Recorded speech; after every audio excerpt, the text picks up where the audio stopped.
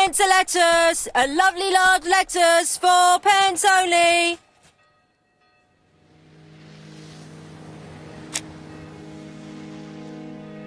This woman appears to be a smoker.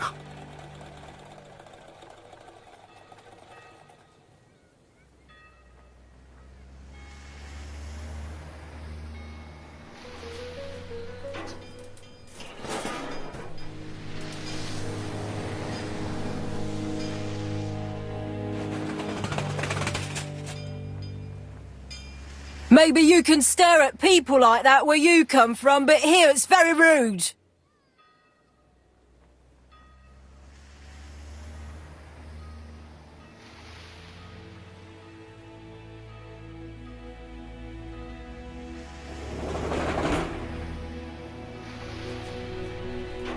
She's a big smoker. She must have been a customer at the tobacco shop.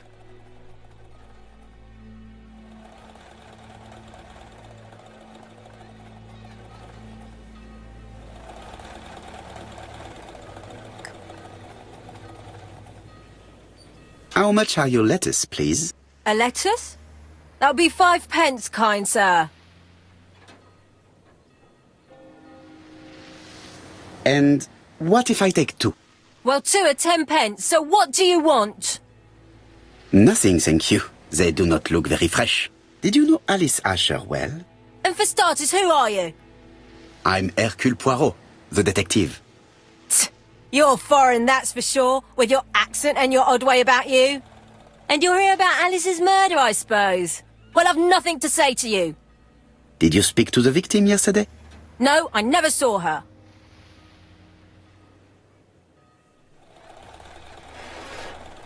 Please try and help me, madame. Why should I help you? For your beautiful moustache? Heh. Come on, move along now. You're scaring away my customers. Please, do not be ridiculous.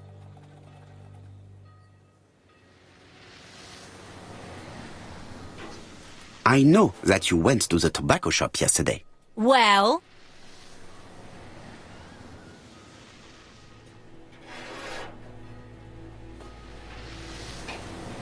It is your duty to tell me if you saw something unusual. Who do you think you are telling me what to do?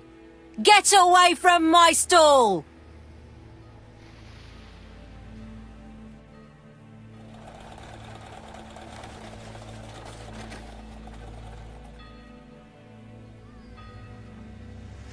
Oh, you again?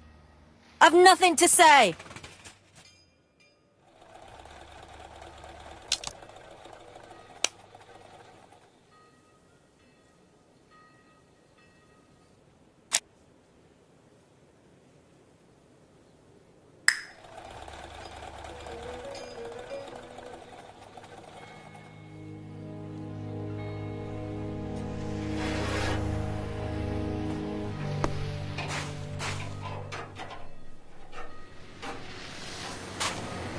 Strawberries, 6 pence a pound.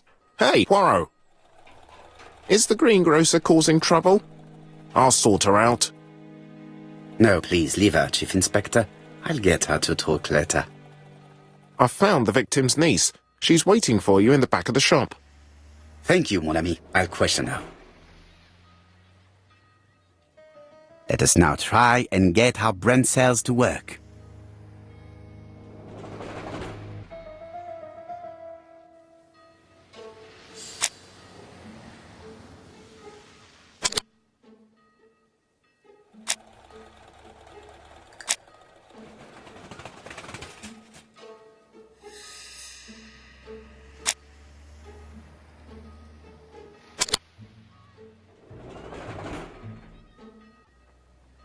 Mrs. Asher was killed here.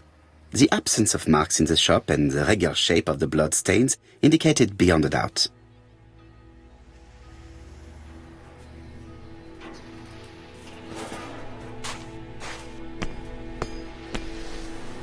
I found the victim's niece. She's waiting for you in the back of the shop. Thank you, mon ami. I'll question her.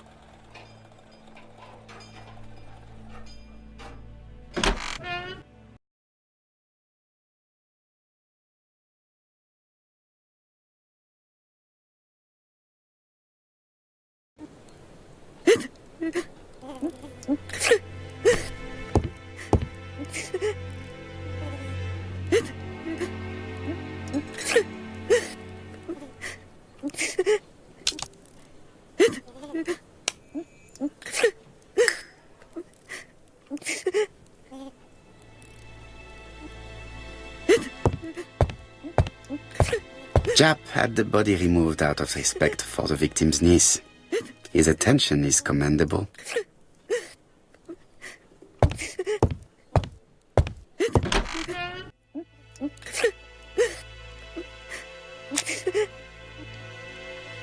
Is her grief sincere?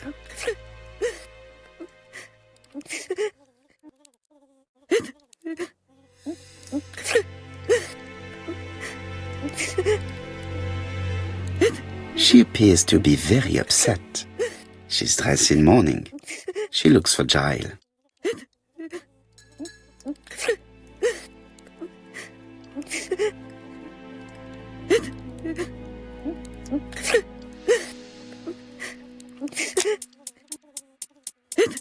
You're looking at me rather strangely.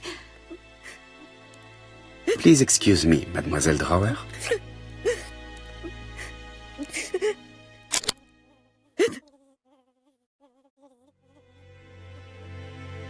Stop crying, please. It is very annoying.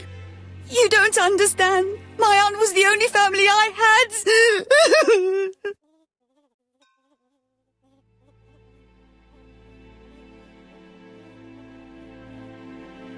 Your aunt did not have any children, is that correct?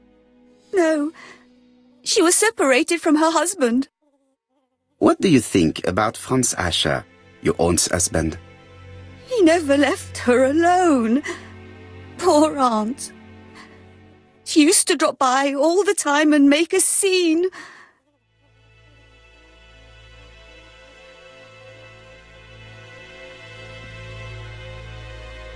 Was your aunt afraid of her husband? He shouted a lot, but she wasn't afraid of him. Why, he used to slink away when she turned on him. He was afraid of her, if you like.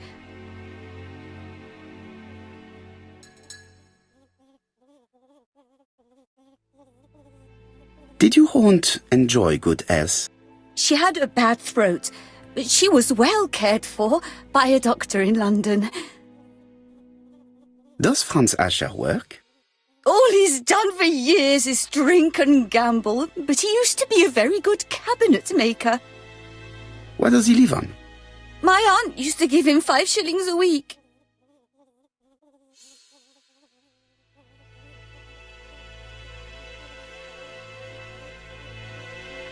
Why did she support such a goods for nothing? He was her husband. She couldn't leave him with nothing. I understand. You have been of great assistance, mademoiselle.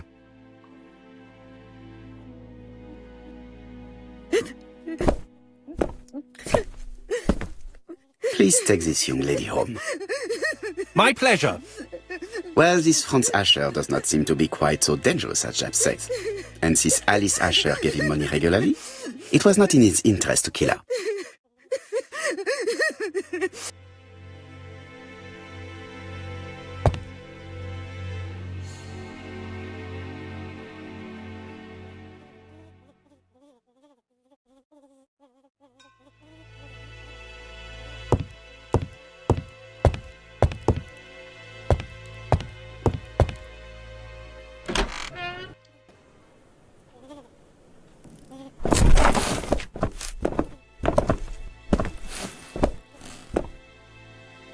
We have to wait for him to sleep it off. He's all yours, Poirot. There are a few things I need to check. There must be some way of sobering him up. I wonder what his wife used to do. He must have scared the customers away.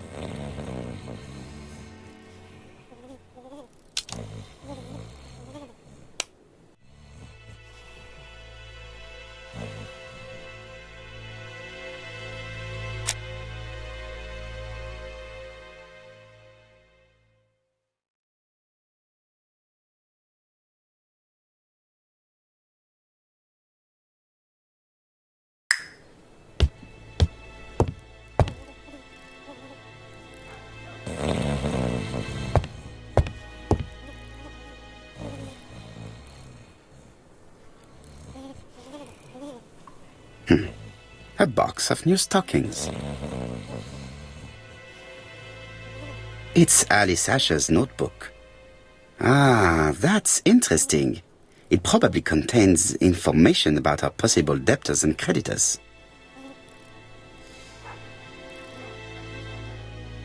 Boldly. The fruit seller has debts too. She will probably be more cooperative thanks to this piece of information. Mary Drower was telling the truth. Mrs. Asher regularly gave money to her alcoholic husband.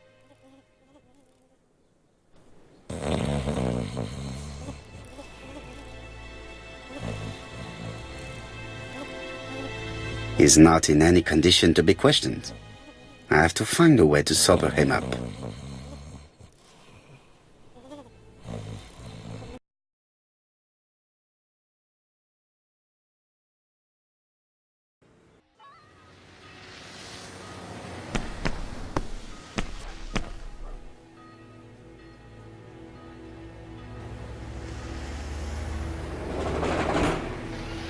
Your fruit is rotten. What? A foreigner dares to say that? According to the victim's account book, you owed her £10 for tobacco and magazines. That's a lie. She owed me £1. I swear. Now, please be so kind as to explain this. Look at my account book. Alice owed me £11 for fruit and vegetables. I may have had a slate at her shop, but she had one at mine. She owed me £1. And that reminds me I have to get it back from her niece. That is quite enough. Your account book has saved you, but I might ask Chief Inspector Japp to throw you in the cells for 1 or 2 nights while he checks your entries. Do you want to go to prison?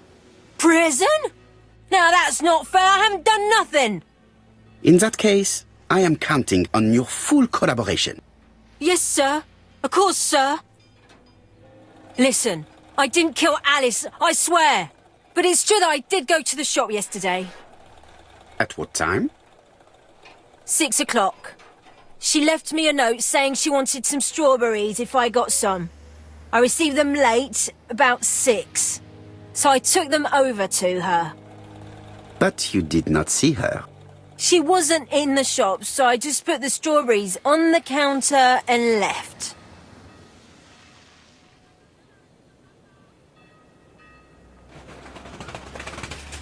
You were not alarmed? I thought Alice had just gone to get her medicine from her room and that she'd be straight back. You mentioned medicine. Something for her cough. She used to take it a lot. Who do you think killed her? France. Her scoundrel of a husband. He was always after her for something. Well, he's a foreigner. Sorry, sir. What I mean is he's German. That's even worse.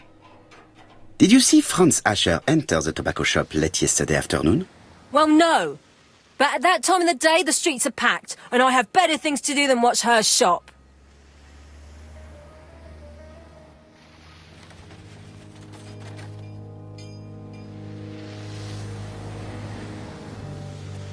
I'll just borrow your bottle a moment. Take it. It's what Alice used to sober up her husband. But try not to empty the bottle. Let us now try and get our brain cells to work.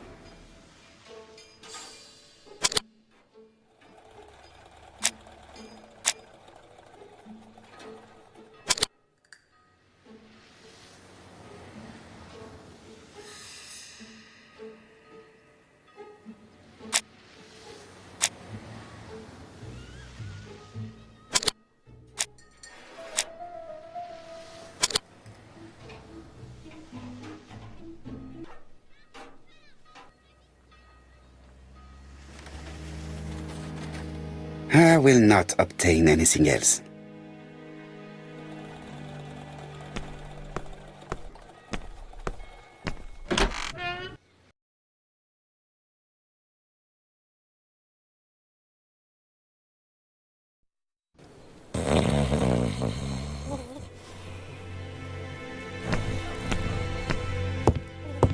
Nothing suggests any sign of a fight.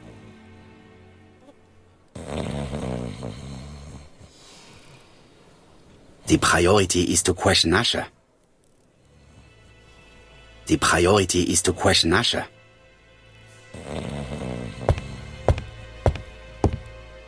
He's not in any condition to be questioned. I have to find a way to sober him up.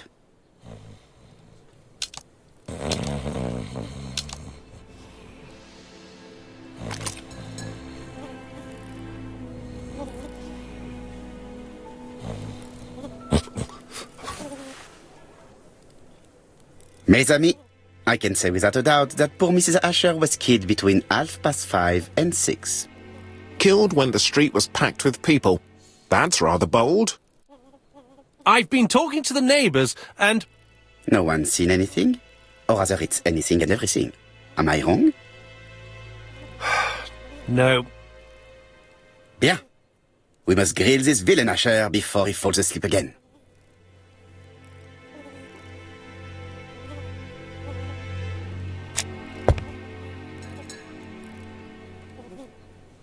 This man is in rather a bad state.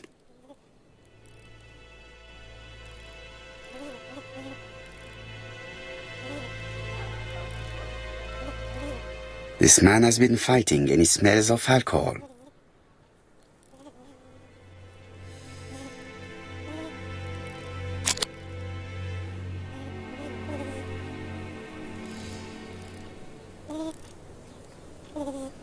Care for a cigarette, monsieur? What's that? Scented cigarettes? No thanks. Bien. I was trying to be friendly, but you are quite right. Let us get down to business. You threatened to kill your wife, and now she is dead. So what? You shouldn't take things so seriously, sir. Nothing but empty threats. We didn't get on all that badly. So, if things were going so well with your wife, why did you not live with her? She was the one that left. Nothing to do with me, sir.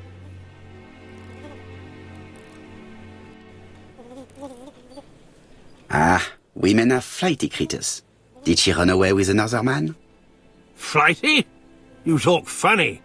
One thing for sure, if my wife was seeing another man, I'd have given her a good beating. Interesting. And what were you doing yesterday at the end of the afternoon? Can't recall.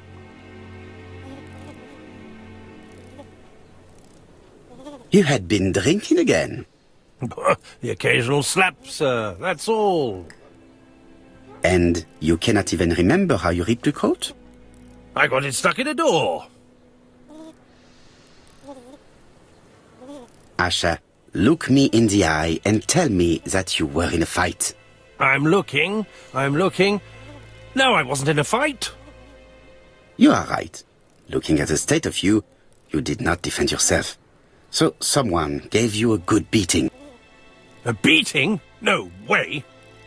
All right, he tore my coat and gave me a black eye. You see the state of him? Very interesting. Who is the other that you struck? Probably best if I tell you everything. Yesterday afternoon, I met Roderick Tanner. We'd bet on a dog fight together. An illegal bet, naturally. Yes, sir. Our dog won. Roderick got the money, but he refused to give me my share. And you fought about it. What time was this? In the evening, about 6, I think. We were on the other side of town. You see, I couldn't have killed my wife.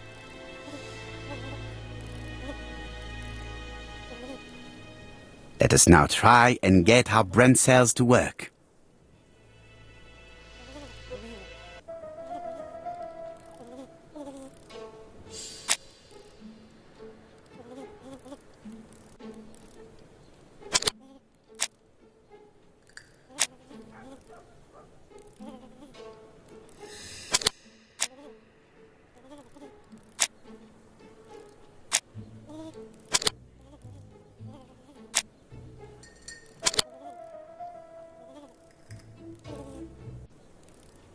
The murderer probably pretended to be a customer.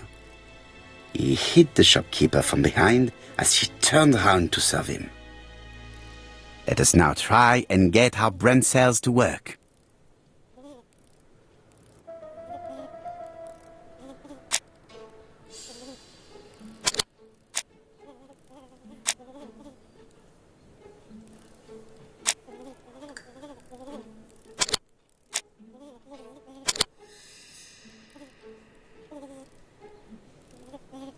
The murderer deliberately left behind this ABC as a signature. The absence of fingerprints and the fact that it is open at letter A for Andover leaves little doubt. Asher's alibi appears to be confirmed. All the same, I'm going to call and check that he did have a fight with this Tanner on the afternoon of the murder. You can never trust this sort of chap. One thing is certain, Asher was a ruffian who used to beat his wife. But he is not very educated. It certainly was not him who wrote the letter signed ABC. Let's resume, Hastings. We know the murderer pretended to be a customer. He did not kill her for money, that appears to be certain. I agree with you on that point. And the murderer left an ABC guide as a signature. Therefore, it's likely he wrote the letter. Indeed, but that doesn't explain why and how he did it. You are quite right. Why he did it is a mystery. But as for how he did it, we do know enough to try and reconstruct the events.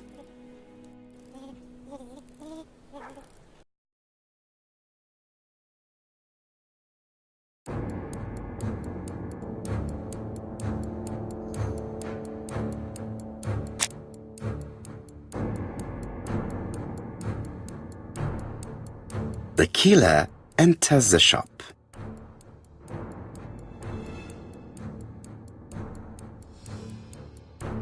Mrs. Asher turns around to greet her customer.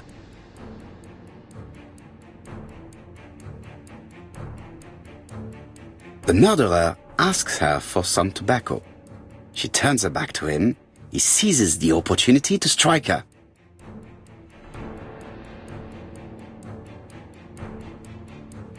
He then places the ABC upside down before leaving.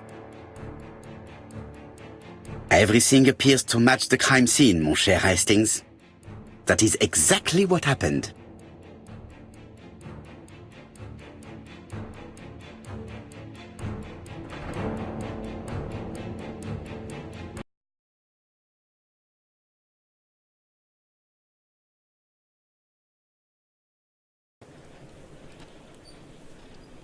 Asher has a strong alibi and we don't have any other suspect. But what was the point of this crime? She had no debts. She gave Franz Asher money regularly. She wasn't owed money. Nobody stood to gain anything. No doubt about it, the murderer is insane. And I fear that we had not heard the last of him. I hope you're wrong for once. Bien, let's go back to London. If we hurry, we should catch the 7:02 train. Are you coming? No, unfortunately, I have to talk with Andover police. See you soon, then. Are you coming, Hastings? Let's go home. There's nothing for us here.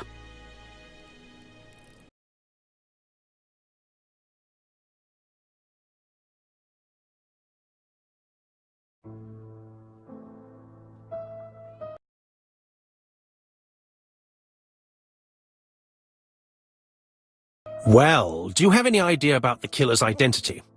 The crime was committed by a man of medium height, with red hair and suspicious eyes. He has a slight limp on the right foot and a wart just below his shoulder blade. Poirot! Mon ami, what do you want? You fix upon me a look of dog-like devotion and demand of me a pronouncement à la Sherlock Holmes. Now for the truth. I do not know what the murderer looks like, nor where he lives, nor how to set hands upon him. What shall we do, then? Nothing. Nothing? Do not be so impatient, Hastings. The killer will manifest himself soon enough. I thought I heard the postman. Maybe there's some news. I will go and see.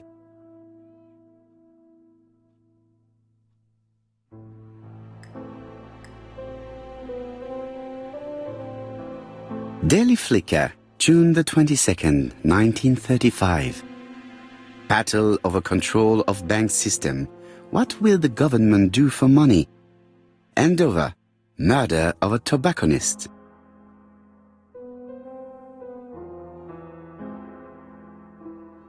It is not the right time.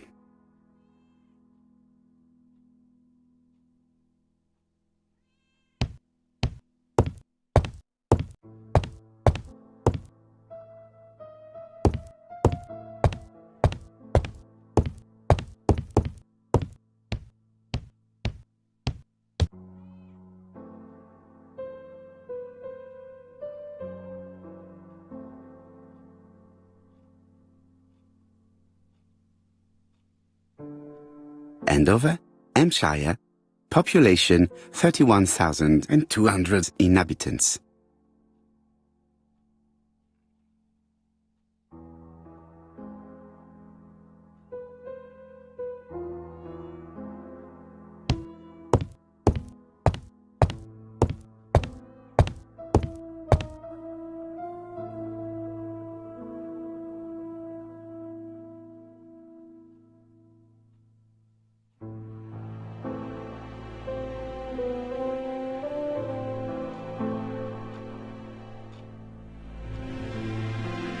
Dear Mr. Poirot, well, what do you think? I believe that I won this round. The Andover affair went like clockwork, don't you feel? But the fun has only just started. I would like to draw your attention to Bexhill-on-Sea on the 25th of this month. We're having a crazy time. Best wishes, ABC.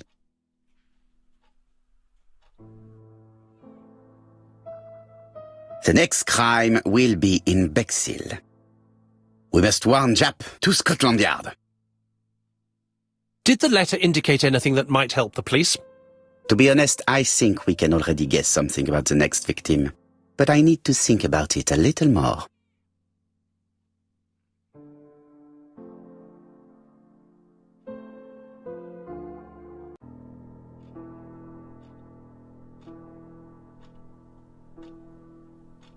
Let us examine this more closely.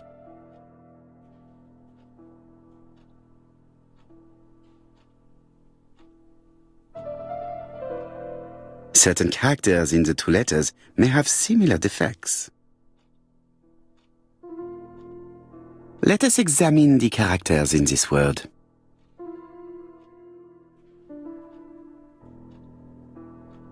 Let us examine the characters in this word. Yes, the A appears to be quite unusual. Yes, this I is weird. No, this character does not appear to have any defects. Let us examine another word. Yes, the I characters in the two letters do indeed have the same defects. I have to find some other similar defects to confirm my theory.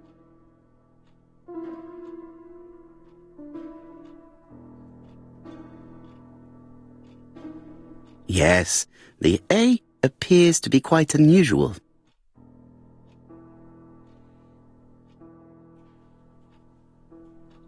That's right. The A characters in the two letters do indeed have the same defects. I have to find some other similar defects to confirm my theory.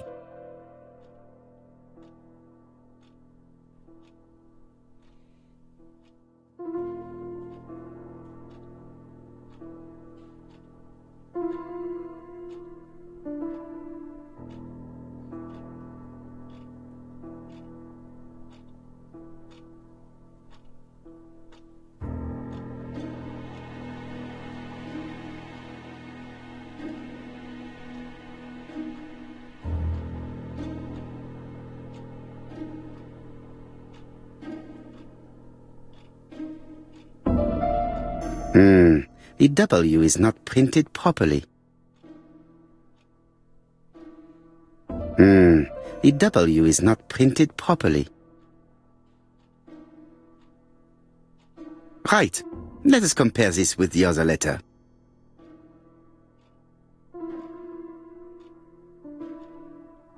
Of course, the W characters in the two letters do indeed have the same defects. My theory was right.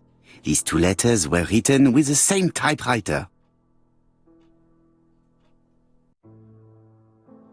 Both letters were written on the same typewriter and show the same characteristics. You surprise me, Poirot. You usually ignore material proof. But there is nothing usual about this case, Hastings. Nothing must be overlooked. Let us now try and get our brain cells to work.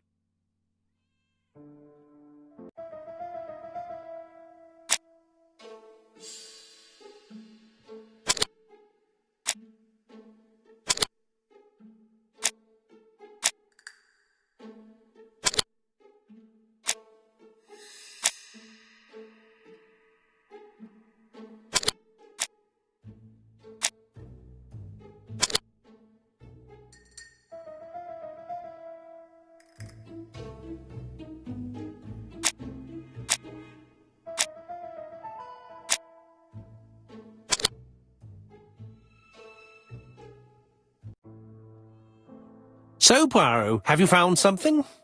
Oui, I believe so. But I am afraid it is not enough to stop the murderer. Let us go and see Chief Inspector Japp. I will explain there.